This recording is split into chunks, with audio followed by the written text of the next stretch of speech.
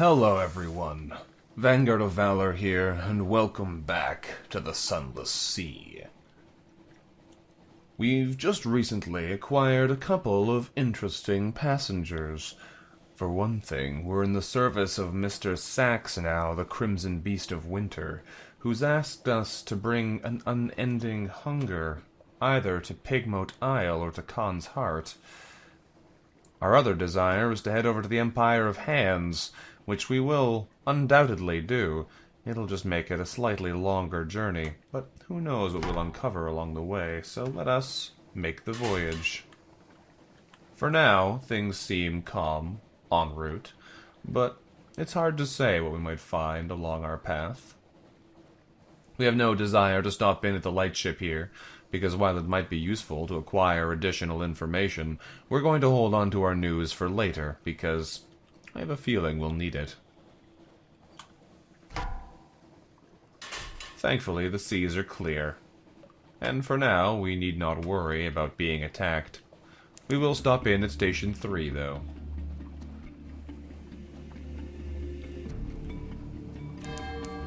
There are a number of interesting potentials that lie in front of us. First, though, we'll stop in at Depot A and see what they have to say. I believe if we turn our lights off, we actually use fuel much slower, which is very interesting to know, but it does increase our terror cost significantly.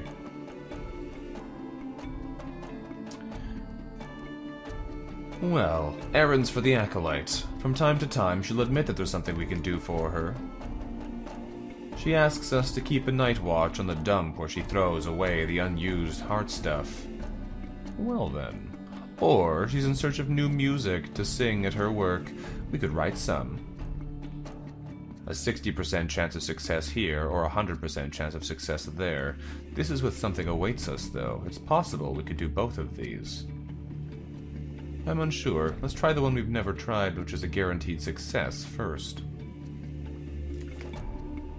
The place proves to be a wide field, knee-deep in the dark matter, thousands of hearts worth. Looking too closely at it makes us dizzy. Looking too far away from it makes us a poor watchman. It makes for an uncomfortable couple of hours, pacing around the dumping ground, which runs all the way down to the beach. In the last quarter of the watch, there's stealthy movement, a rowboat, 3 hooded figures. We've gained some more of the Acolyte's favor, but that's all for now. They move stealthily in the dark. They haven't noticed us yet. We can challenge them immediately, which is fairly safe, or we can watch until we know what they're up to. We can always intervene afterwards, with a 62% chance of success. I think this time we'll take the more likely to survive task here and simply challenge them immediately. They scramble back into the boat. From the sounds of it, it's a damp and squelchy business. Not only do they not get what they came for, but they leave some of their supplies behind. Well, that's convenient. We acquired 2 supplies and succeeded in an iron challenge. However, that's all we can do for now. It turns out we can't accomplish both tasks. But we've still accomplished something. Well, well. Well, well, well. For now, it is time to leave again. We've done our task well, and that's all that can be asked of us. Now we head to Shepherd Isles on the way to Pigmote Isle or Khan's Heart. I'm not sure what exactly we're delivering, but I'm tempted to protect the citizens of Pigmote Isle from the ire of Mr. Sax, and perhaps, instead, bring our gift to Khan's Heart. By staying in the light, we can mitigate our panic and hold on to a little bit more of our fuel. And so we travel through. I'm still unsure of the value of controlling our terror so closely, but I have a feeling it'll probably be worth it in the end. Madness is quite the price to pay. But we've arrived at the Shepherd Isles, and we'll see what they have to tell us. course, there's not much going on here, but we can compile a port report. Well then. In the bleak light of the four stars, surface roiling like a porridge pot, up with the roar of steam and flash of fire, 3 widows swimming, tentacles, and we saw his highness. We have a port report of the Shepherd Isles, but no one else is talking today. Interesting. They've been more talkative in the past, but it seems as though today they have no interest in sharing stories with us. So, on we travel. On we travel indeed. I doubt our Z-Bats have much left to find. We've done a fairly good job of exploring the world as it stands now, but it's never a problem to check. If we avoid the fog, we should be able to protect our sanity a little bit better, but it will cause us to take a slightly slower route around. I wonder what the Crimson Beast of Winter has in mind for us or our companions. We are going to stop in at Pigmote Isle, but hopefully Mr. Sachs won't take out his ire on them without giving us the chance to choose where we drop him off. We'll see, though. We'll see what happens.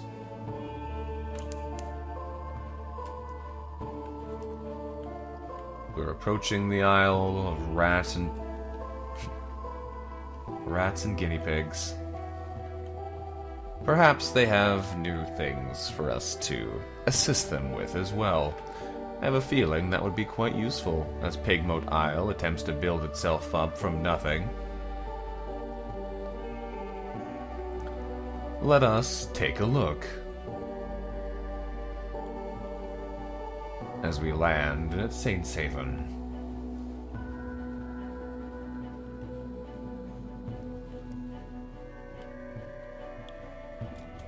We've arrived.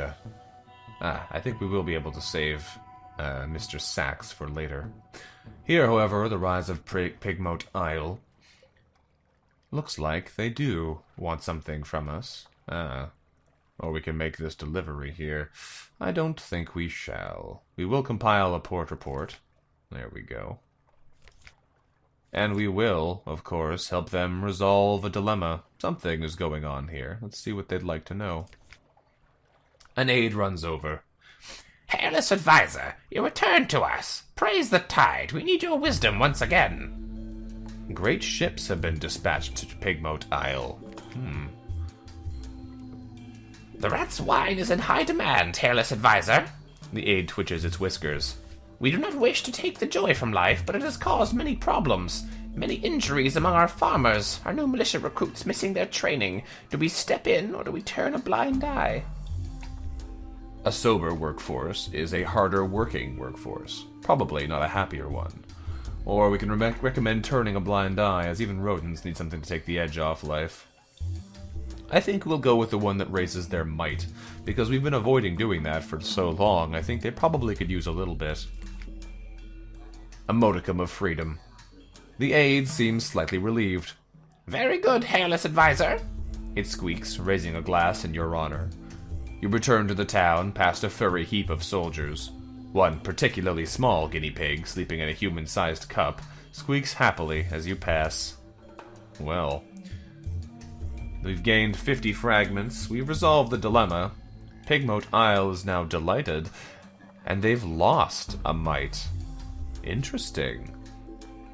It makes sense. A drunk army is not an effective one. But I assume since it talked about might there, that would be relevant. Well, they're very happy, at least. That's something. And now we really will have to give them military strength in the future, or those poor unfortunates are going to find themselves in very, very poor shape. Let us set sail again for Khan's Heart, and this time, Mr. Sachs will get what he desires. It is a short journey across the sea to find what we're looking for, but the Z provides. As we sail straight into Khan's Heart, perhaps we'll be able to acquire other goods while we're here. The Salt Steppes. This is the domain of the new Connaught, of course, whose ancestors came here long before London fell. Not entirely sure what triggered our military system there. Burning blue. A hiss of horror from the lookout. The glim lamp at the front of the ship is sputtering and arcing, fizzing with blue light. Even as we watch, the blue fades, but it's not a good omen. We can spin them a story using a Z-story to protect it, or we can give them 100% calm with our charisma. The darkness underneath is more than the absence of light. It's a physical presence which distorts the shape of the world. Our light melts the darkness, restores sanity to the world. We explained something of this to our sailors. It's not the first time they've heard it, but they seem slightly less nervous. We have the charisma required to calm their concerns, so it all works out for us in the end. Let's drop in here at Khan's Heart, though, and see what Mr. Sachs has to deliver.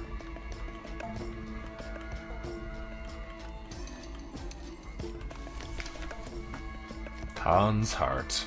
We can still seek our commercial license, but I have a feeling we're nowhere near the appropriate point as of yet.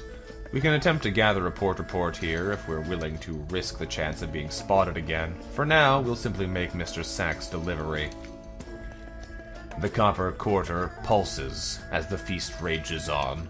Its people gorge themselves too quickly to taste the food on their lips. Their cheeks bulge and stomachs swell, but still they eat. The white and golds wade in to silence the growing mob before it can escalate further or set its sights on the royal food stores. We gained 2 menaces, Kagadian suspicion, and gained 10 drowning pearls. Well. Well, well. Now what, Mr. Sachs? The second delivery. What do you say? A prize that became a curse. Mr. Sachs produces a jeweled bird. The thief thought it would bring her riches. Perhaps it would. But when the gracious widow and the cheery man both covet what you stole, mere money ceases to be of concern. To offend one, or make an enemy of the other. She sought a third way. A moment of inspiration that came too late. We want no part in this feud. Settle it. Well, we have to take this to the smugglers on the Isle of Cats to favor the widow, or the cheery man's agent on Mutton Island. Well, well, what's closer here? Something tells me the Isle of Cats is closer, but we'll take a look at our map and see where we need to go. Isle of Cats is right here, whereas Demoux Island... Where's that? It's way back there. I think we'll go to the Isle of Cats instead, and support the widow. I'm not sure she'll know it was us, but at the very least, we'll be able to get rid of it. Plus, it's on the way, whereas going backwards seems to make little sense at the moment. We are burning through our fuel quite quickly, though, so we'll need to be careful here. Otherwise, we may find ourselves in dire straits. For now, though, we leave Khan's Heart and head towards the Isle of Cats. The crew is fed, the lamps are lit, and we make our way through the fog.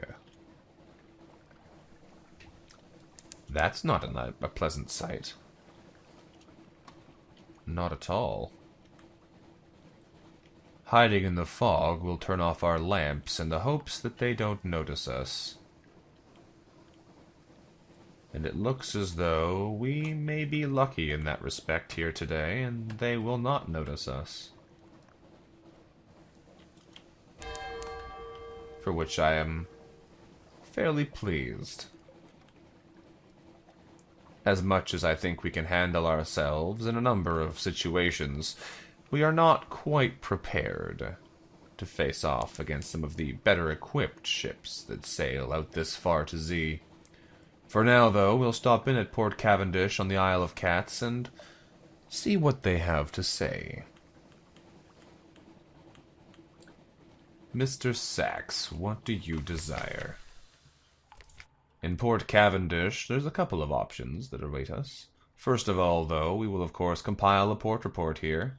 Though the Isle seems at present beyond the reach of the Admiralty's laws, that doesn't mean the Admiralty lacks interest in their activities. We spend half a day observing the docks and note an astonishing number and variety of ships. Was that a connate trimaran, nestled beside a vessel from the Iron Republic? The dockhands complained loudly that they've never been busier. The caddies talk ceaselessly and carelessly about smuggling and piracy, but even the most hardened sailors lower their voices when they mention the king. They go even quieter when they talk about the Rose Garden. We make careful notes. Perhaps the Admiralty will understand what they mean, even if we do not. Well, we have a couple options here. We can go and investigate some of these things. We have the Pirate King's notice. Let's go investigate Cavendish Abbey. The crimson-clad, mellifluous sisters patrol its ramparts and tend their hives of lamplighter bees. We could gossip with a novice. We could give some fuel for the bee smokers. We could take a meeting with the abbess with our recent news. I think we will perhaps trade in a lamentable relic. I cannot afford to give away our fuel, and I want our news for later. This one sounds like it might be interesting, though. Let's gossip with a novice. Hopefully, she'll give us something interesting. She is only a recent novice, and barely even inducted into lower epistic mysteries. Still, she has some useful information to impart. The recent destabilization of the red honey trade elsewhere has been fortuitous for the Isle of Cats. Honey production can barely meet demand. The abbess and the lady of the gardens are having some kind of dispute over staffing, of all things. We gained 20 fragments and lost our lamentable relic, but we have got up to 4 notice with the Pirate King. Interesting. For now, though, let us see what Mr. Sachs desires. King Leopold examines the small jeweled bird with care and a measure of delight. I do not want to know how you came by this. Should anyone ask, you did not. We shall return it to the owner. Yes, such fine craftsmanship. A true one-of-a-kind creation.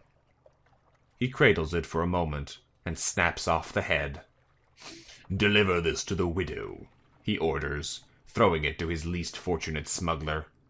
We have unfavorable deals to renegotiate. We've acquired a firkin of red honey. It is highly profitable and highly dangerous. Interesting. Well then, with that said, we could buy more fuel, we could buy more supplies here, but I don't think we will. I think we make our way onwards after discussing further what Mr. Sachs desires, the third delivery. The beast stirs in the hold. Our final assignment awaits. A life that was never lived. Mr. Sachs is staring at a small wooden box as we enter the hold. Inside, wrapped in a few pitiful scraps of velvet, is a lock of blonde hair and a set of teeth, carefully polished, barely used. The winter was harsh. The fire went cold. Later, the mother wished to forget. A convenient tragedy. We've been asked to deliver this to the Avid Horizon in the north. Well, this is the final delivery, but the Avid Horizon is a long way away. Incidentally, though, if we head from the Isle of Cats up here towards the Empire of Hands, it would make sense for us to pass by Mount Palmerston on the way home. That way we could acquire some more fuel for relatively cheap, and the Avid Horizon is fairly close from there, so perhaps this will work out nicely in the end. We'll need to get sailing, though. It's a long journey ahead of us. And so we set sail. Knock, knock. A crewman steps into our cabin. His uniform is one of our issue, though the face rings no bells. They do blend together after a while. This, however, does not look like a chap who swabs decks or loads cannons. Begging your pardon, Captain, permit me to introduce myself. Gervais, at your service. At least, while the poor fellow tied up behind the galley remains regrettably indisposed, might I trouble you for a brief moment of your time before my escort to the brig? Alright, let's see what he has to say before we deal with him. A message from London. My gracious employer has grave concerns about your guest down in the hold, Captain, and the course to which you are now committed. Blood will spill before this voyage is over, but it needn't be yours. Gervais produces a small vial. Crystal. The blood is red. Redder than normal blood, almost glowing with vitality. Here's a more bitter vintage. When the time comes, I urge you to choose wisely. A favour from on high is rarely a poor investment. A vial of highly questionable blood. We have been given our third delivery. That is mysterious indeed. For now, though, we set sail again, and we'll stop in at Visage and some other locations along the way, perhaps. Picking up additional port reports is a nice way to mitigate the cost of picking up fuel every time we set out to Z. For now, though, we'll pass through Peter's Rocks and hope nothing terrible awaits us. The sea has been kind recently, and I would be surprised if it were to turn on us suddenly, but the sea is also fickle. For now, though, we seem easily safe. We don't need much from Visage. A quick drop in to pick up a port report, and we'll be on our way. There we are. In Visage, we'll compile a port report and move on. We've been to Visage recently. We don't need to stop in right away. But there are a number of other places which might be nice to visit. Over here, Port Cecil, Estival. Estival indeed, as we can pick up a box of sunlight, and who knows what good that might prove to be. But I think it is time for us to return to the island of spiders. As much as I don't desire to. As uncomfortable as the Spiderlands make me. Something tells me this would be an easy place to get lost and never return. But who knows? Who knows?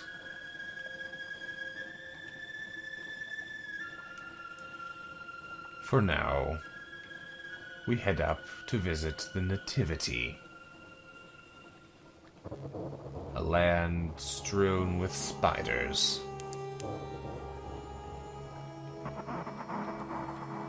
Lovely.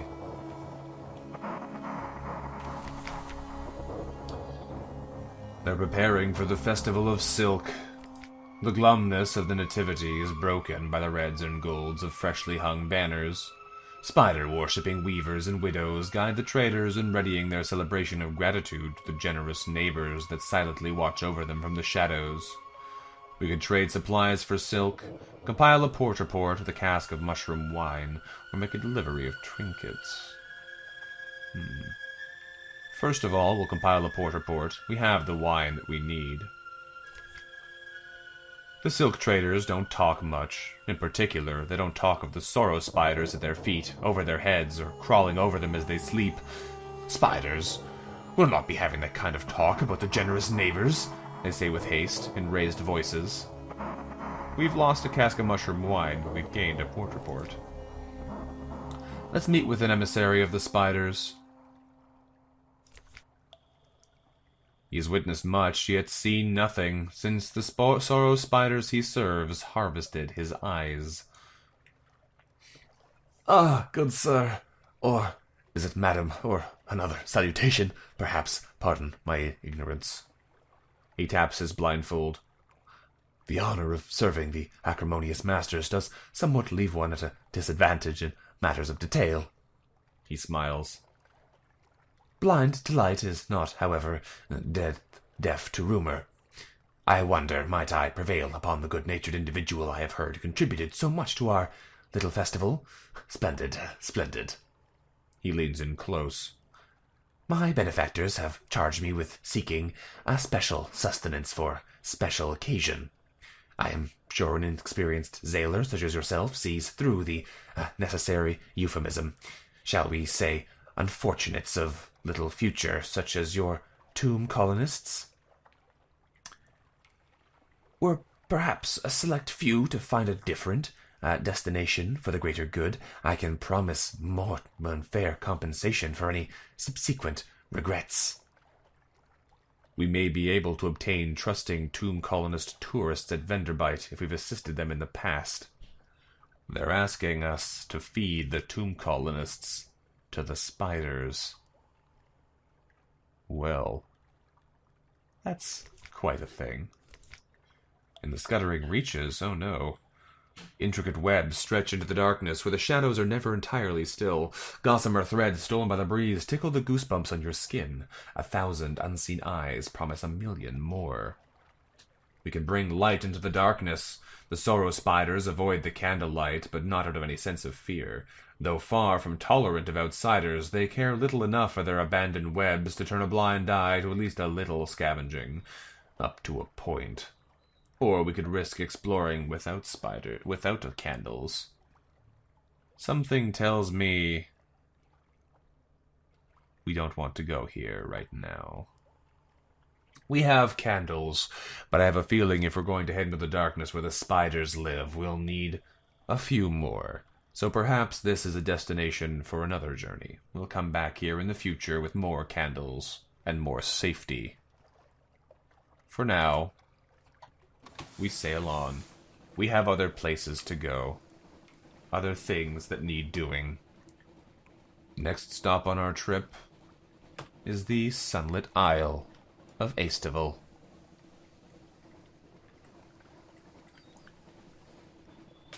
I'm also starting to become a little bit worried about our fuel situation, but we should be able to reach Mount Palmerston before we run out entirely. And we do have a good number of supplies to burn should the need take us. For now, we simply sail on. Towards Festive.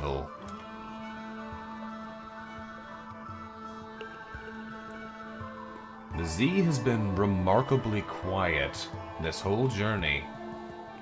Aside from a single pirate ship which decided not to tangle with us at all, we've seen more or less nothing. And here we reach the remarkably bright and sunlit isle. Well, let's see what it has in store. We've almost reached our destination for this trip, making our way towards the Isle of Hands. But well indeed. A dream of Christmas. The crimson beast of winter towers above you on your snow-drowned street, its sacks open wide to receive your offering. I will take all you can give. I will take everything you have. I will take more. Mr. Sachs, take my best regards. An old Londoner's trick. It can work. Once. Mr. Sachs, take my wealth. This will cost us echoes. Mr. Sachs, take my warmth. This will cost us hearts. Mr. Sachs, take my teeth. Will take my iron. Mr. Sachs, take my crew. Will demand increasing numbers of crew, or... Mr. Sachs, take me. You have nothing else left to give. Well, it seems there's a cost to having Mr. Sachs on board. Thankfully, we're fairly close to accomplishing our task, so we'll offer him our best regards first. A loss averted. Mr. Sachs is silent for a moment. May you experience all the generosity that you deserve, it intones, stepping into the darkness and taking the light and all memory of light with it. You wake up in a cold sweat, fumbling to light the lantern beside your bed. Just a nightmare, but one that leaves behind a sixth sense of something barely averted. A tiny breeze stirs our hair and dies. Well, I have a feeling we need to get rid of Mr. Sachs before anything else accumulates for us. Let's drop into Festive, though, and see what it desires, or see what we can learn. Sun. Here we can fill a mirror catch box, although it may wound us in the process. We can gather supplies or go beachcombing. We can compile a port report. There we go. Let us fill a mirror catch box. Why not? This is indeed sunlight. Ooh. Well, indeed. Mortal measures. You fill the box successfully, but the sunlight has lit a fire in your bones. You struggle back to the ship and wait while the fever subsides. Be wary. This is true sunlight, and it can be unpredictable death to those who've spent too long here below. We now have one sunlight-filled mirror catch box and a wound. At 3 wounds, we'll die. Hopefully, that won't be a problem. While we're here, we'll also go beachcombing. Who knows what we'll find? If we're lucky, we might pick up treasures. More likely, we'll pick up bits of wood and the occasional interesting arthropod. What do we look for? Let's look for a nasty glob of goo. It lies on the shingle like a discarded heart. Wrap it in a cloth and carry it cautiously back to the ship. Perhaps it contains something less disgusting. We now have an unprepossessing mass, and that's all for now. Well, there's probably something horrible inside, but possibly there is not. We can eat it, or we can fling it overboard. Looks like we've chosen an unfortunate route here. We have no hunger, so eating it is unlikely to really help us. We'll throw it overboard so we suffer nothing. I was hoping we'd find something more useful, but it appears that this is not the day. For now, however, it's time to end this episode. So thank you everyone for following us on our journey here with Mr. Sachs, the Crimson Beast of Winter, on our way towards the Empire of Hands. For now, though, this is it. If you've enjoyed the episode, let me know what you thought about it in the comments below. Thank you again very much for watching, and I look forward to seeing you next time. Until then, bye-bye.